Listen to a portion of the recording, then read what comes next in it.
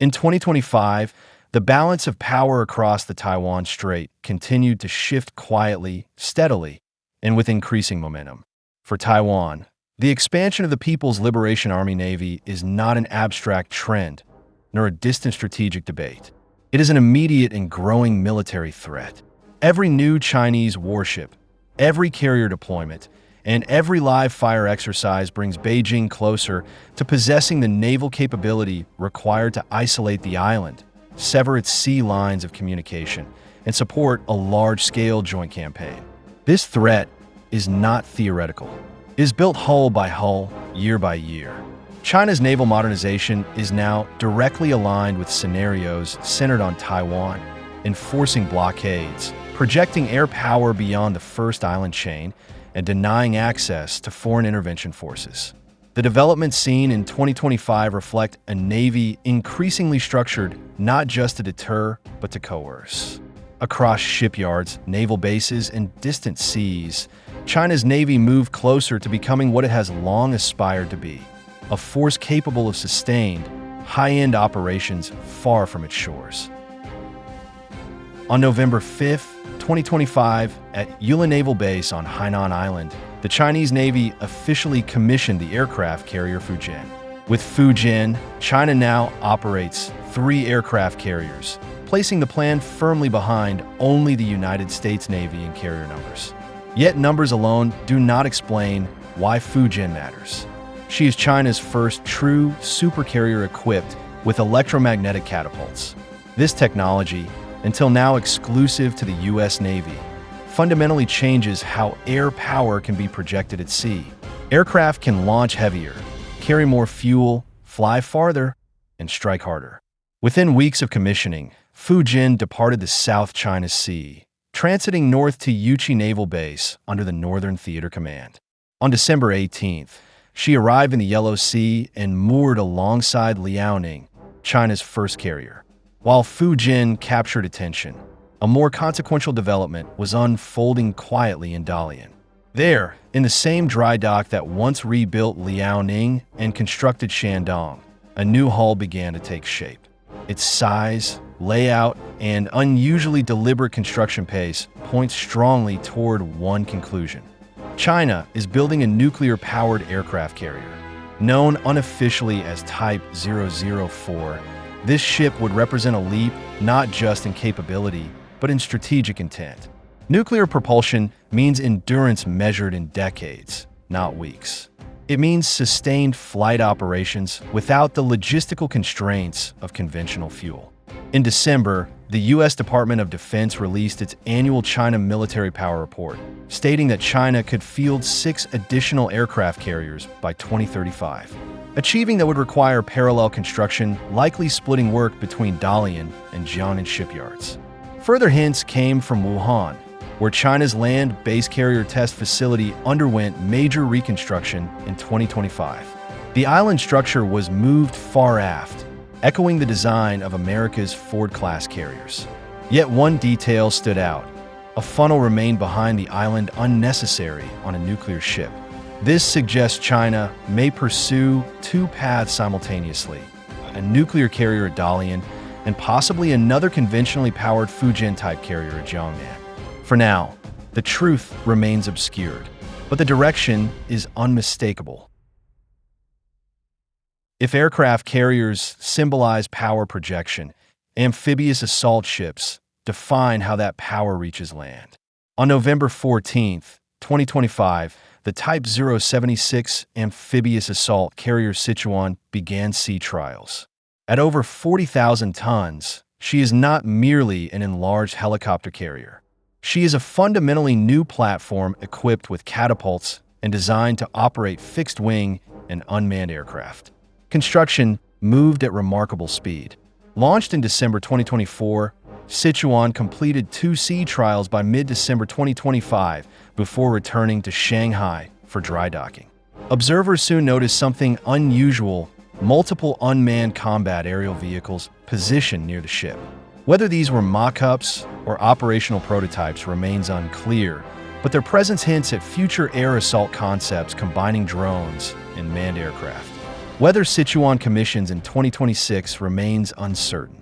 Earlier Type 075 ships required well over a year from first sea trial to service entry. Type 076 is far more complex. At the same time, the fourth Type 075 ship, Hubei, entered service quietly, almost deliberately understated. This contrast suggests a pause, as the Chinese Navy evaluates whether Type 076 will replace Type 075 as its primary amphibious platform. While capital ships draw headlines, fleets win wars. In 2025, China quietly achieved a milestone in surface combatant strength. The second production batch of the massive Type 055 destroyer, referred to by U.S. officials as cruisers, appears complete. 6 additional ships entered the fleet, bringing the total to 14. In December, official footage confirmed the integration of the YJ-20 long-range anti-ship missile aboard Type 055. This weapon extends China's maritime strike envelope deep into contested waters. Crucially, the Eastern Theater Command appears set to receive its first Type 055 ships. Until now, all were assigned north and south. This redistribution reflects growing emphasis on the Taiwan Strait and East China Sea. At the same time, China upgraded 3 of its 4 Russian-built Sovereignty-class destroyers, aging ships but still potent. Rather than retire them, the Chinese Navy modernized them, underscoring its refusal to trade numbers for novelty. If the Type 055 represents peak capability, the Type 052D represents industrial scale. In 2025 alone, up to 13 new Type 052D destroyers were completed across Jiangnan and Dalian shipyards. By year's end, as many as 8 had already entered service. Since the program began 14 years ago, nearly 40 Type 052D destroyers have been built. No navy on Earth outside the United States comes close to this level of sustained, high-end surface combatant production. Frigate construction in 2025 was quieter, but no less important. The first 2 Type 054B frigates entered service early in the year, one assigned north, one south. No additional hulls were publicly observed under construction, fueling speculation. But China's Navy is methodical. New designs are validated slowly, while older ones continue rolling off the production line. Type 054A frigates, in their updated 054AG form, remain in production, ensuring numbers remain high as the transition unfolds. Unconfirmed reports suggest additional Type 054B orders already exist. Ships matter only if they sail. In 2025, Chinese naval deployments increasingly tested distant waters. A task force led by a Type 055 destroyer circumnavigated Australia, conducting live-fire drills in the South Pacific and Southern Ocean. Australian and New Zealand forces monitored every move. Later in the year, another task force, including a large amphibious ship, appeared poised to repeat the mission.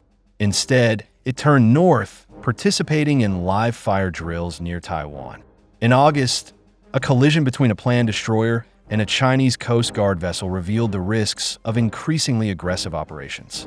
Repairs were swift, but the incident was a warning. Meanwhile, China's 2 operational carriers, Liaoning and Shandong, conducted what appear to be adversarial exercises beyond the first island chain. For the first time, China practiced carrier-on-carrier operations at sea. The most consequential changes of all happened underwater. At Bohai Shipyard in Haludio, China's nuclear submarine production surged. The guided missile submarine entered serial construction, with estimates suggesting 7 completed by late 2025 and possibly an 8th by early 2026. Production appears steady at roughly 2 boats per year. By 2030, this new class alone may outnumber all legacy Chinese attack submarines. At the same time, conventional submarine production slowed. Resources shifted decisively toward nuclear propulsion, toward endurance, stealth, and second strike capability. The mysterious Type 041 submarine remains unresolved. tied to reports of an incident and internal corruption. Its true nature, nuclear, hybrid, or experimental, remains unknown. Beyond permanent bases, 2025 also brought renewed attention to experimental programs' efforts that hint at how the Chinese Navy may attempt to solve some of its most difficult operational challenges.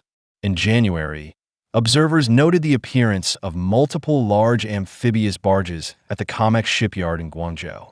The vessels immediately drew global attention.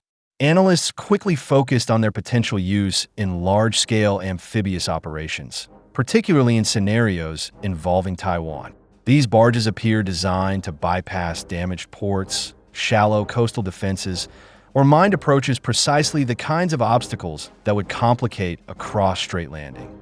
Their emergence aligned closely with long-standing concerns among Western officials regarding a possible late-decade Taiwan contingency, often referenced around the 2027 timeframe.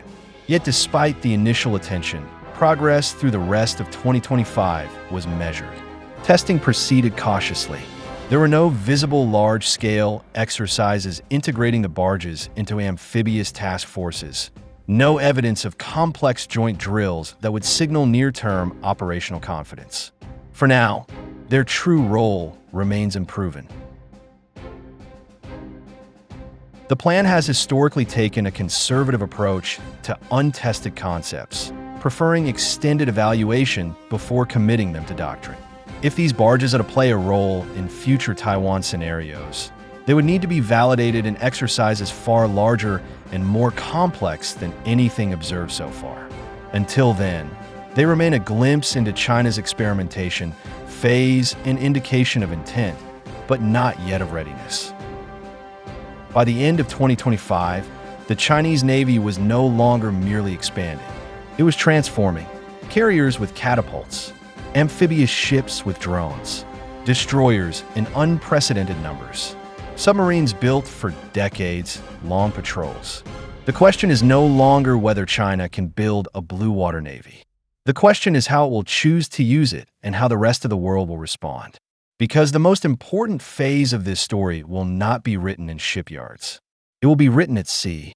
If this analysis gave you a clearer perspective on the shifting tides in the Taiwan Strait, please hit that like button and share this video with others who follow geopolitical strategy. To stay ahead of the curve on Indo-Pacific defense and the evolving rules of modern conflict, make sure to subscribe and ring the notification bell. You won't want to miss our next deep dive. See you in the next video.